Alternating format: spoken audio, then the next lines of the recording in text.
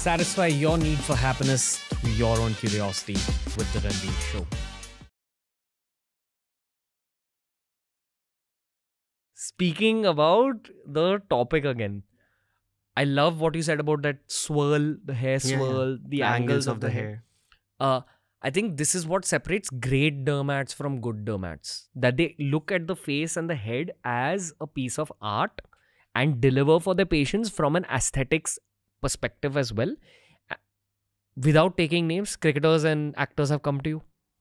Yes, a lot of them. But I completely respect Doctor, their patient. professional and personal commitments, what may not. So I have this key up celebrities. Some celebrities promote hair transplant. That is good for awareness and taking away the social stigma.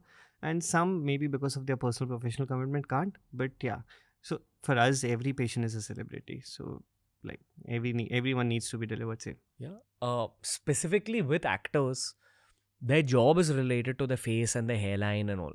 So the risk factor is so much higher for these guys. 100%. They have to be constantly in front of camera, under the light. We have to be very sure about the density, about the natural looking hairline, about merging with your existing hair. It shouldn't look patchy and everything. Yeah. Let's talk about all this, the art of it little bit more, just so that guys who are, there's lots of guys who are already considering this from a medical perspective. There's a bunch of them who can probably afford it also. But I think this is another very, very key factor, which is not spoken about enough, the cosmetics angle of it. In terms of, you spoke about the safety aspect of a doctor doing it. Right. But an artistic doctor is also a requirement in this case. Right, 100%. Again, the artistry, doctors are well educated after getting their qualifications, but they need to have an experience. And experience is there only when they hands-on do it.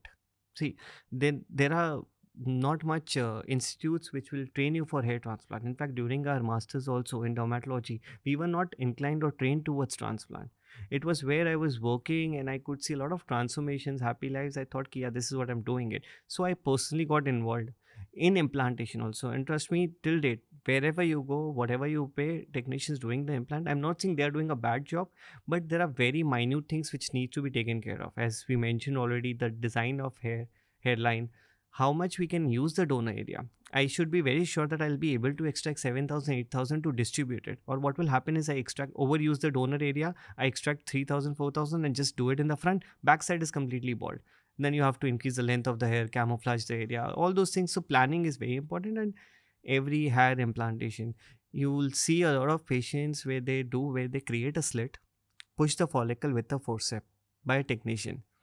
The skin is an elastic tissue. It starts closing on its own. By the time supposedly you come from left to right, you will see a lot of hair follicles popping out on the skin, like a doll-head appearance. So those kind of things is not accepted. Finally, it's an aesthetic.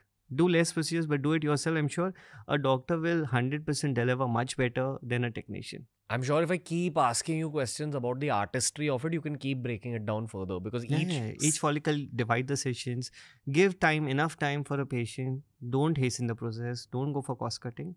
Do it expensive. Charge them more, but deliver the best. Okay. I hate doing this because there are guys who have sort of hairline trouble watching this podcast. So I'm not doing this from an egoistic perspective at all. But again, this is what the makeup artist has told me when she was examining my hairline. She's like, you have a natural, decent hairline at the top. So if you actually observe the hairline, it's not straight. Yeah, that's how a male hairline would be. And that's a natural random follicle placements. Single hair follicle placements, micrografting needs to be done in the front. And that is how the thickness goes. One of the reason I'm bringing this up is because the key sign of a bad quality hair transplant, which on the surface might look like, it's all right. But actually it's not great, is when all the hair at the front is in one line, and it's very obvious that it's very obvious. And if you're using, so basically a hair follicle unit, it may contain 1 hair, 2 hair, 3 hair, 4 hair when you're extracting from the donor area, or up to 6 also.